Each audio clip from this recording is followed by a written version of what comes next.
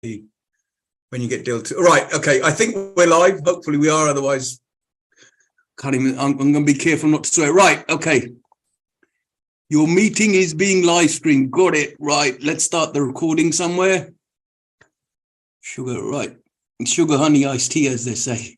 Okay, so, folks, we're live, so no more swearing. I've put all the 50p's in, and I've forgotten all the other stuff. Never mind, don't worry about it. Right, okay, we're live. Let's get going. All right, enough of chit chat and all the good stuff we were talking about earlier on. Welcome to this week's TPP show. I haven't got a clue what I'm doing, but that's normal. That's every week. Luckily for me, I've got two people who know exactly what they're doing. Right, so I'm going to wing it, and they're going to do it properly. My co-host is Charanjit. Welcome, Charanjit, and we've got a special guest for you. I'm going to do a little intro. Hi. And then so hello, say hello, Charanjit, and hello, hi everyone. Yeah, fantastic. And it was a great show last week, in case you missed it, and we're going to try and get Bernadette back on and talk about that super great topic about social property and her fantastic project. So Charanjit, if you can twist her arm, we'd love to get her back on the show and tell us about that really interesting project. Definitely. This week's show, returning superstar guest, right? So I'm going to try and listen, learn, and it's going to be really difficult for me to keep my mouth closed because, I've had too much chocolate and I've had too much caffeine this afternoon, right? I've gone past my deadline. Anyway, look, enough talking, right? We're going to introduce a resident legal litigation expert. And I think we just asked her, does she do conveyancing? She says, no, she does proper law like litigation, right? So welcome back, Rima. I'm going to try and keep quiet, give us a little rundown, and then we're going to have a nice little chat. And we were having a really interesting chat before I interrupted everybody and put them live on the show. So Rima, quick introduction, and let's go for it. Thank you, Dil. So that introduction was brief and short. I was hoping you'd carry on. Listen, you're not going to win. You might get your wish later on. So I'm a property litigation solicitor. I deal with all types of property, residential and commercial property disputes. I've come on the show before, spoken about various different topics. Today we're going to keep it quite simple and light and retouch on some of the most popular areas at the moment, which are residential property evictions. What I'm going to do is I'm just going to do a checklist as to what you should be doing when you enter into a new tenancy agreement, if you're a landlord with a tenant, or even if it is a case that you hand it to managing agents. It doesn't mean that you've discharged your liability as a property owner or as a landlord. You can still be held liable if the property agents haven't done something that they ought to have done, because ultimately it may be that you're the named landlord, and also of course the property is yours. What I would say is briefly at the outset is quite essential. What I'm finding is a lot of landlord clients of mine who are coming to me saying that they want to evict their tenants because there's been substantial rental arrears, and of course it's very difficult for tenants at the moment because we're dealing with cost of living crisis, costs of energy bills, rentals, everything's going up, so people are naturally struggling. One of the things, I mean, if you are somebody who's vetting tenants or are instructing agents, I would say work with them, take an active role as to who you're entering into the tenancy agreement with, what their personal circumstances are, and make provisions for that. Because if you work with your tenants, of course, you're unlikely to be in that position later on whereby you have to instruct lawyers to seek possession of the property because ultimately there's been a fallout or payment hasn't been made, etc. for rental. Now, first things first, you've got to make sure that you serve a gas safety certificate on the tenants, or make sure your agents are doing that on your behalf. Make sure an EPC certificate is provided. Make sure if you take a deposit that's protected within the first 30 days. Make sure that you give them how to rent guide as well, okay? And also there's the EICR certificates. All of those things, they are quite important to be given to the tenant at the very outset of the tenancy. And of course, the deposit protection is a hot topic, because it can be quite easy where there is a oversight and you fail to protect the deposit, which means that the tenants can recover up to 3 times the deposit amount as a failure or penalty for the landlord failing to protect the deposit when it's paid within the prescribed time frame. It's just something that needs to be done. It's strict liability that if you haven't done it, then the court can fine you up to 3 times. There are mitigating circumstances that are taken into account if the matter ever reaches court, but of course you want to try and avoid that. So make sure you protect it, give the tenants information about where the deposit is protected, make sure that you give them prescribed information as well, and make sure you keep copies and evidence of everything.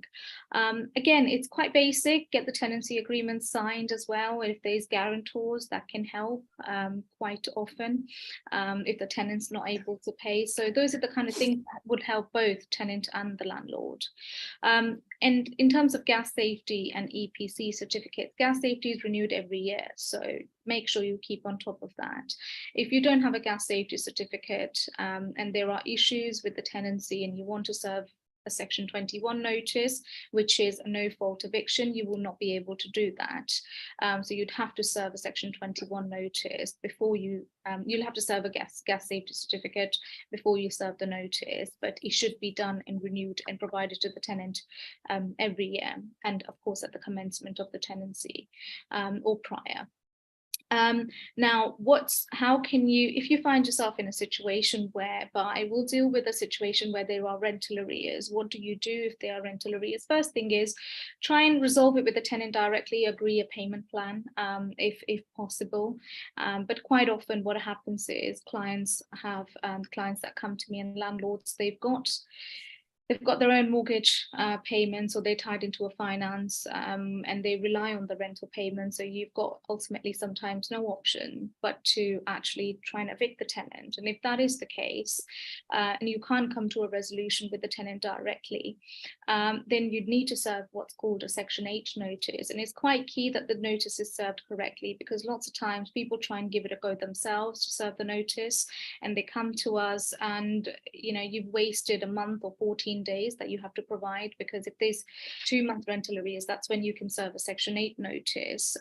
You've got to have 2 months rental arrears, and you've got to make sure that you provide enough notice. It's not just strictly 14 days that you've got to give in the notice. You've got to make sure that you allow for days for service, as the civil procedure rules require you to. So by service, I mean, you post it and you've got to allow this few additional days from the day you post it. So that's why it's quite key. It's quite key that you actually engage with a legal representative to get that served, because if the form isn't correct, or the right time frame hasn't been given, or the right grounds haven't been relied on for the Housing Act, then the notice could be defective, and that means that you could have issues getting possession order months down the line when you end up in court. Another thing to bear in mind with Section 8 is that it's a mandatory, as long as you can prove 2 months rental arrears, the court will give you a mandatory possession order, but you have to prove that there are 2 month rental arrears. And quite often what can happen is, if at the date of the hearing, the rental arrears, or the tenant makes a payment on the day to reduce the rental arrears of less than 2 months, you won't get a possession order, unless of course you've relied on other grounds in the Section 8 notice, which are non-mandatory grounds or discretionary grounds. And if you have relied on those grounds, then maybe even if the tenant makes that payment, you can still ask the court to give you a possession order on the basis of those discretionary grounds. So that's Section 8 really. You can serve, most commonly it's used when there are 2 months, when there's rental arrears, and you've got to wait until minimum 2 months rental arrears have accrued. And then after 14 days, relying on the relevant grounds of the notice, you can issue court proceedings if the tenant doesn't leave. And once you issue court proceedings, you'll get a hearing date, usually listed for about 15 minutes. you attend the hearing, either your solicitor would or barrister, and normally you get the possession order, providing still at that date there are those 2 months rental arrears as you relied on the notice. Of course, you've got to do witness statement before you attend the hearing, just to do a chronology as to what's happened, how the rental arrears have accrued, etc. But that's all part and parcel of, I don't want to go into the details of how you prepare for a claim, but that's really a basic summary of how you can rely on Section 8 to obtain a possession order when there are financial matters arising from a tenancy.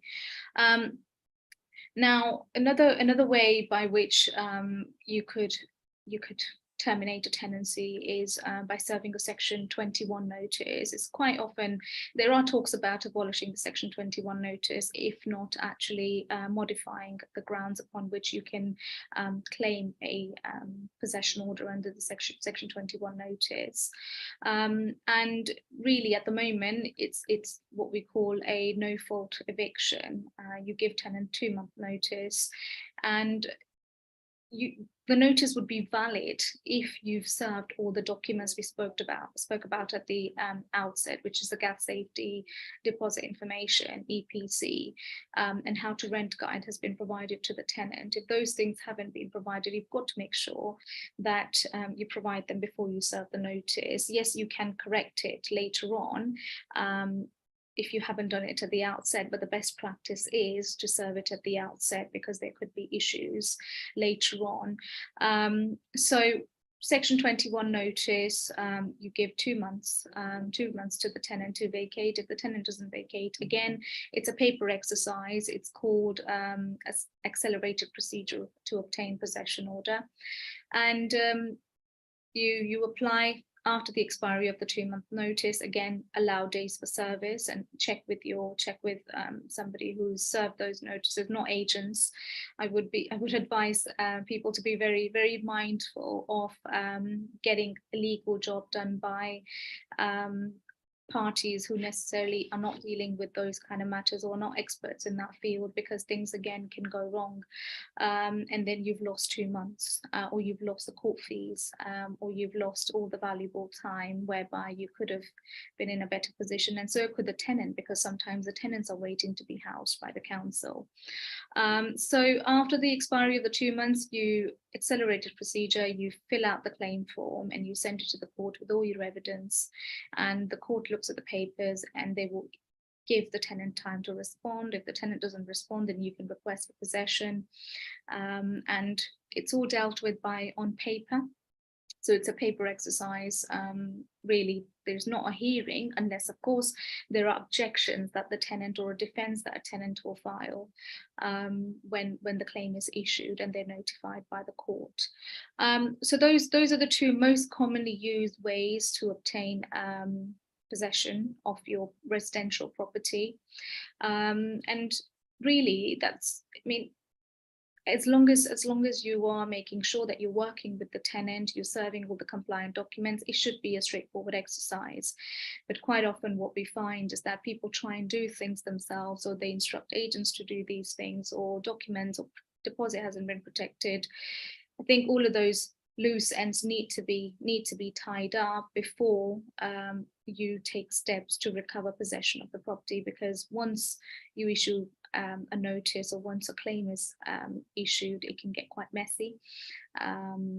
So it's best to work with the tenants, make sure you're compliant with the Housing Act, and make sure you check your steps, so to waste time and costs, and don't just try and do things yourself, because everything is available on Google these days.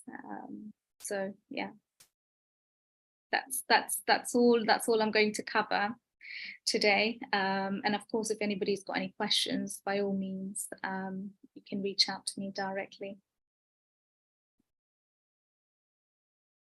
Surinder is not here. Dil, you're appearing to be, your name shows Surinder, but you're on mute. Well, it's a good job, because I was getting my lipstick on like Surinder does, but anyway, that's a different thing. I'm borrowing his Zoom because I forgot to put the 50p's in my own Zoom. Anyway,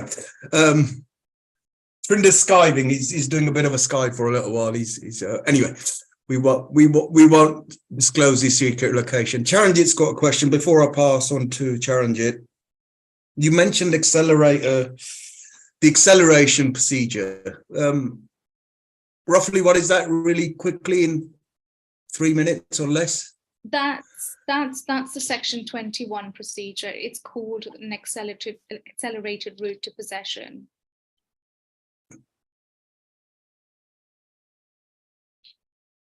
Damn, my internet's breaking down now. Right. Can I sue my landlord for crap internet? Sorry. I would suggest you try and work with your landlord to sort out the internet issues. That's not very litigious, is it? You know, come on, what are you like? All right. People have this awful reputation about litigation lawyers, and essentially we want people to resolve things.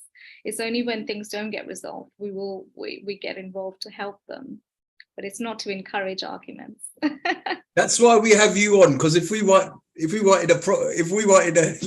a naughty lawyer, we'd get someone else, right? So okay, back to this accelerated thing. I've got to get this clear in my head, because it just explain what that is. Is that when they move it for a faster eviction date? No, it's not. It's just the Section 21 route. You serve a notice, providing you're compliant with the Housing Act and you've served all the documentation prior to serving, all the compliant documentation, gas safety, EPC, how to rent guide, the deposit's been protected. All those things have been done. You can serve a Section 21 notice, giving 2 months to the tenant to vacate. And then if they don't vacate, you issue the claim, and it's all dealt with by paper, unless, of course, there is a dispute about the entire process or documentation or anything within that the tenant advances. Usually it's all dealt with by paper. So if the landlord's forgotten to give them a gas cert, they can do it before issuing the notice, is that right? They can do, yes, that's right. It's not ideal, that's not what you want, because the judges don't like to see that. So it's best to do it at the outset of the tenancy, but you can correct that mistake later on before you serve the notice. And it's interesting, your rules of service. Can you give us a bit more? So in the Party Wall Act, we have to serve it by, you don't do it by recorded delivery. Is that a similar principle there? Well, you can do it by recorded delivery if you want to make sure that the tenants received it, but first class post is just as good. Just post it, basically, yeah? First class post, usually, yeah. Right, and get proof of postage, because that's how we do it in the Party Wall Act. Yeah, you can get, I mean, it's called, we rely on deemed service when it comes. That's it, that's the word? Yeah. And how many days is deemed service in your opinion? Second working day after the day it's been posted. There you go. Remember, I'm just a surveyor. This is a proper lawyer. Second working day, not second day, second working day. And that counts as day one, right? Yeah. Fantastic. I'm going to give you a bonus for that. Now I'm going to try and keep quiet for 5 minutes. Charanjit, I believe you've got some questions about your castles and your golf courses in Scotland, right? Well, sort of. Yeah, we would. No, Yeah, I mentioned earlier that yeah, I have some buy-to-lets in Scotland, and I understand that there's an eviction ban at the moment due to the cost of living crisis. So unless there's exceptional circumstances, like the tenants in arrears, you know, on their rent, or you know, there's a figure of how much is £2,000 plus they're in arrears, then actually right now we can't evict them. Yeah, it's quite different in Scotland. We had that during COVID, but not as a result of the cost of living crisis. Right. Yeah. Not yet anyway. No, not yet. Yeah, because it was during COVID that was in place in Scotland too. So I only just recently discovered that. It may well follow. Yeah, it may well. Yeah, yeah. That would certainly help a lot of people. But then on the contrary, it would. You know, there's issues that landlords would take with that. So yeah. Yeah, so my other question was, like, where you've got agents in, like, managing the property. So were you talking about serving the compliance documents to the tenant? I know what I do with my properties. It's like, the agents kind of take care of that. Whether they're serving them to the tenant or not, I have no idea. Is that something I should be checking, or is that necessary? Yeah. Absolutely, because if you're the landlord on the tenancy agreement, ultimately that's your responsibility. You may not always get away with saying I handed it to the agent, because if you look at your management agreement, or your agreement with the agents, yes, you may have a course of action against them, because if it specifies in that they will be responsible for serving all of these compliant documents under the Housing Act. But if they don't, and you want possession of your property, what do you do at that point? If they have failed, you're then separately claiming breach of contract claim against the agents, and then you've got a correct possession with the tenants, because you want possession. Right. Because you're ultimately the landlord, if you are the landlord on the property. But even if you're not the landlord on the tenancy agreement, which can often be the case, that the agents would name themselves as landlords, then you're relying at their mercy to actually get the tenant out, because they're the landlord on the agreement. Yes, you do have legal rights as the proprietor if the landlord in that agreement wouldn't do it and you've handed it over, but quite often, 9 out of 10 times, you would be the named landlord on the tenancy agreement when the agents will draft it. Right. Okay. So, good idea to check the tenancy, the management agreement then. Yes. To see exactly what it says. Yes. And thanks for that, Reema. I think my other question was, with the Section 21 notice, you said it was a no-fault eviction. So does that, by saying that, are we saying that there doesn't need to be any grounds for repossession?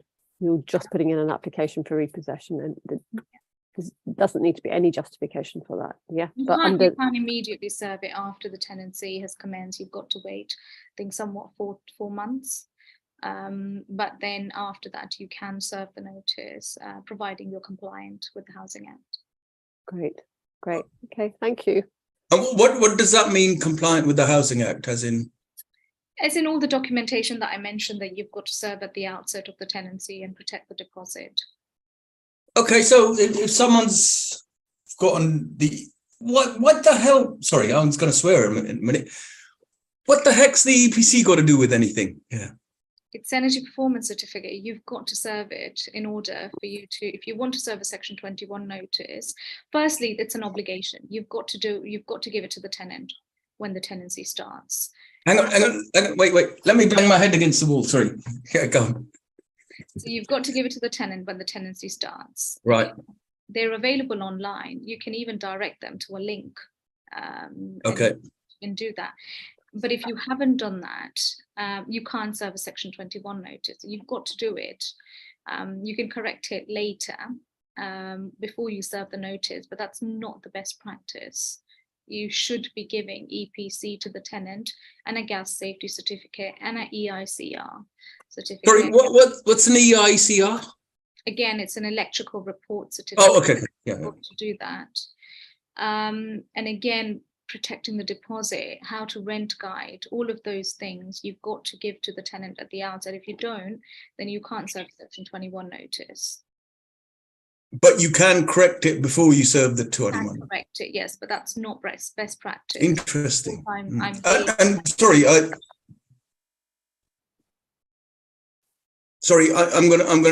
have a word with my landlord because he hasn't put enough 50p's in my Wi-Fi. But sorry. So you corrected all that stuff by giving them all of that paperwork the day before you serve notice, right? Yeah, you can do. You can. It's not the best plan, but that's a good enough plan B, yeah? Mm. And then during the lockdown, I was on so many Zooms. I mean, I think I overdosed on that stuff. I still haven't found the key to my front door. I haven't managed to get out yet, but she's laughing. They were talking about removing Section 21. Yeah, there is still those discussions. There is a proposed bill where, there's talks about abolishing the Section 21. It has gone far. There are going to be modifications made to the no-fault evictions and grounds upon which you can seek possession under Section 21. So it is going to be narrowed. We're waiting on the exact sort of details of that. But for now, it is going ahead as no-fault. Okay, for now, everything as before. Yeah, but it is coming. It is coming. Yeah. There's a statement by Rima. Watch out, Section 21 stuff is coming. Yeah. Any ideas when, or should we ask John on that? We should Let's John in on that ask one, John shouldn't we? on that. He would know. Sorry? Let's ask John on that.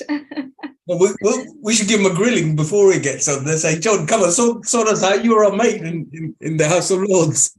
Mind you, if we get... Probably playing part to these What was that? Sorry, what was that?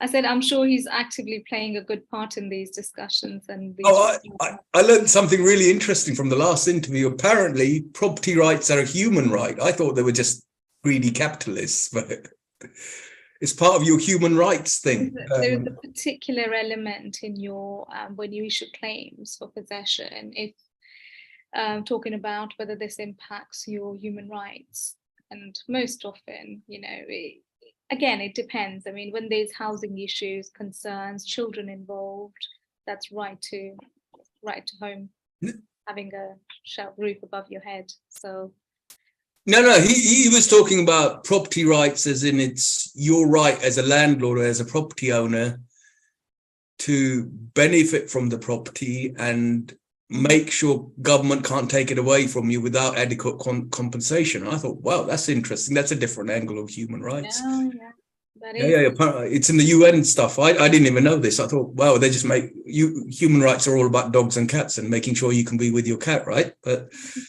And making sure you got your landlord's... Interesting take on the law. Sorry, what was that? I said you have an interesting take on the law and the legal system, don't you, Dil? No comment. I'm surprised we're still friends. Every time I speak, I'm thinking. You're thinking, you were charity Islam. You're thinking, how do I get rid of him? He won't leave me alone. Let me cross. Let me put him in the naughty corner, and Anyway, look, it's all. Yes, I do have an interesting take in the law. I'm glad this is not a law show. It's just about property, right? That almost rhymes. Rima, thank you for that. Charanjit, more questions about your castles and your golf courses? No. I'm just wondering, Rima, as a sort of litigation solicitor, what kind of cases do you see most of? What do people normally? There's a lot of there's been a rise in residential and commercial property evictions at the moment, and I do imagine that is because people are struggling. People are genuinely, businesses are struggling. Residential tenants are struggling to pay rents and meet demands. So there's quite a bit of people wanting to get out of leases early. That's quite a hot topic as well at the moment, because there's been an extension of the ULEZ area, of course, and what that's meant is that people's businesses have been affected. People they're not getting as much traffic as they would normally, because the ULEZ zone has been extended. So, lots of things that are happening have affected commercial tenants as well. So they're looking to surrender their leases or come to an agreement. And, that's quite a hot topic. And then afterwards, you've got dilapidations. People are just leaving premises, and that goes for commercial tenants as well, not just residential, and then you're left with dilapidations and the landlord's chasing you for dilapidation. So I think good thing is, whether it's residential or commercial, you should always be carrying out regular inspections at the property or the premises, and then of course there is an option on the commercial side, which we can touch on another day, is to serve interim schedule of dilapidations and things like that, because once you get to that point where there's a fallout between the landlord and the tenant, it can become quite difficult and things become litigious. So it's best to try and sort of keep on top of things during the course of the tenancy and the term. Right, interesting. Now, we know you have expertise in commercial versions of Section 21 or the leases. Will you come back and do a program on that, please? Oh, absolutely, yeah. Yeah, and Charanjit, any more questions before, we know we've pulled you out of a interesting boardroom meeting where you were about to go legal on some people, I'm supposing, or doing some lawyer stuff on them. Sharon, have you got any more questions? No, yeah, no, that was really interesting. I'm just thinking, about the impact that the SULES has had actually on commercial properties, on shop fronts where, they don't have the footfall they used to because, of these restrictions. And I mean, that's bound to affect the value of the leases as well. I would have thought so. Absolutely. Yeah, so it's really hard, isn't it, for landlords at the moment, in some ways, if we look at it. Yeah, I think it's been an awfully difficult and challenging time for everybody, landlord and tenants. And I think the key is to try and minimize your losses and mitigate them, so as to you can try and resolve it or come to some sort of plans. I mean, I've recently had an issue, a big rental arrears on the commercial front because restaurant was closed during COVID, and there was all sorts of issues of arrears occurring as a result of that and prior to it, and thereafter it's taken a lot of time for businesses to pick back up. And I think you're right, it's a very difficult time for everybody.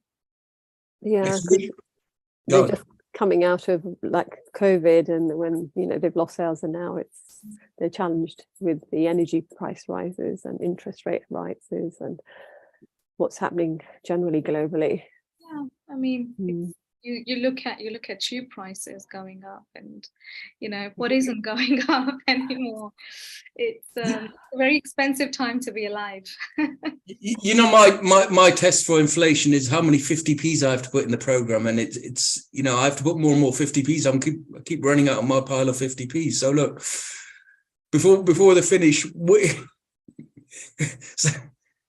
before this gets quite expensive for us all, we should exactly right. So and I'm going to have to start appeal for 50p's, because otherwise we can't keep this program going. So if you're a viewer watching this program, like and subscribe, and then send me your 50p's, because we have to keep putting them. This is why we're having Wi-Fi problems, right? We've got to fund the show, hey. Yeah. Well, some of you people don't even know about 50p meters anyway. It's all online. And what are we going to do when digital currency comes in, Jill?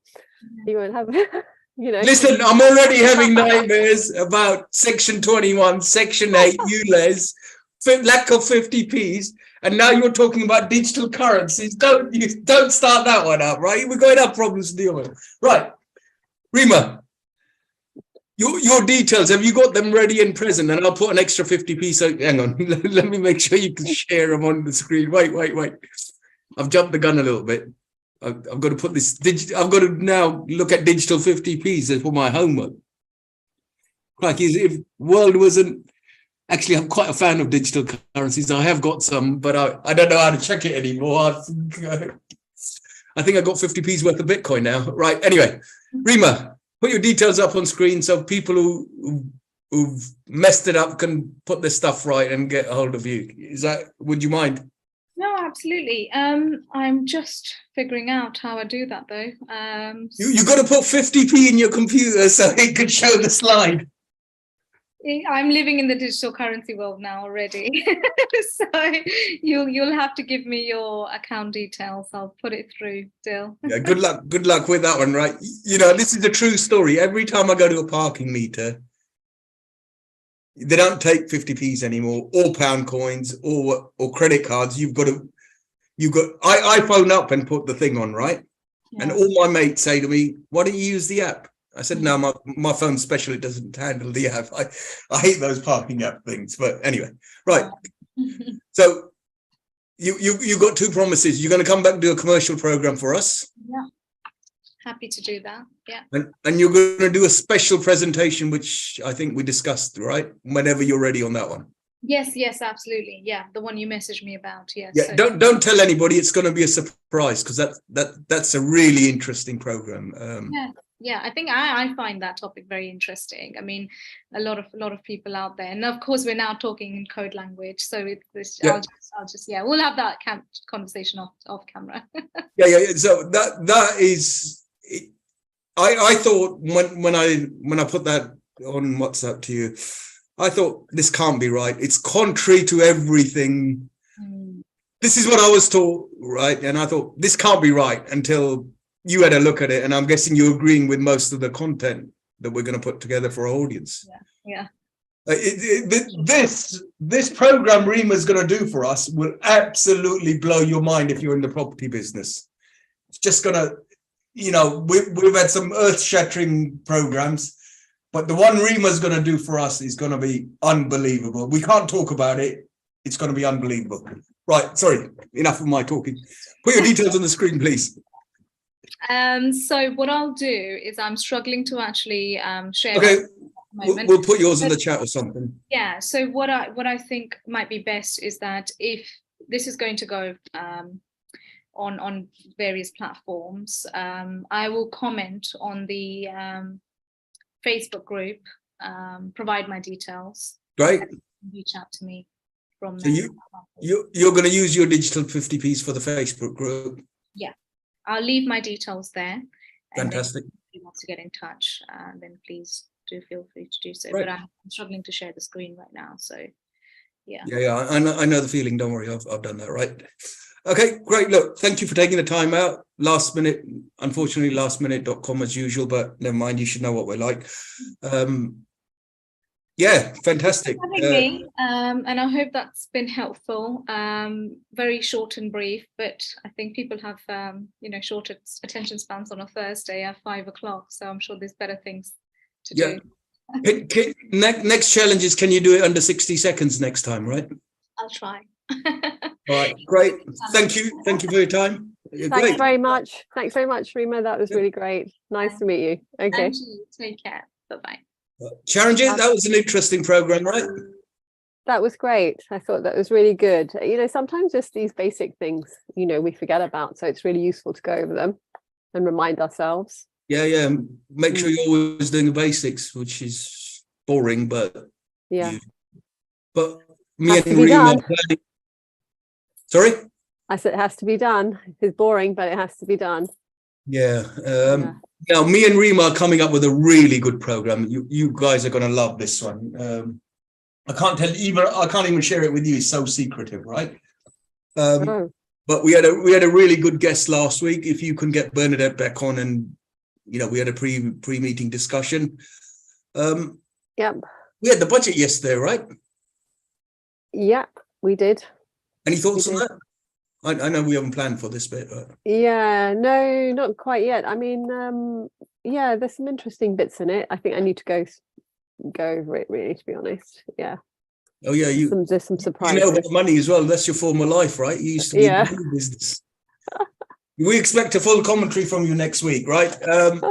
I think we've got Bank of England going on next week somewhere, if I'm right. Yeah, you said, yeah. Right, we should have a mortgage guy next week, our regular mortgage. That'll be very interesting in the light of all these, what's happened recently with the banks. Okay. I think they're not going to put the rates up because of the Silicon Valley Bank debacle. What's your 30-second view on that? I agree. I heard something that they were debating whether it'd be it would be 0 or 0.25, and in fact, some people were saying that they might even put interest rates down. I don't think they're going to. I don't think this time, but next. I don't think they're going to put them down. But apparently, one of the reasons the Silicon Valley Bank went pear-shaped, shall we say, was because of the fast rate of increases. The treasury bonds they were holding lost their value, so they had to make a call to the shareholders. And one of the shareholders said, "No, we're not going to give you any more money." And I think I heard this morning the same thing's happening with Credit Suisse. One of their shareholders said, "No, you can't have any more money because we haven't got any left either." Yeah, I think they've been saved, though. I read something that they have actually been saved.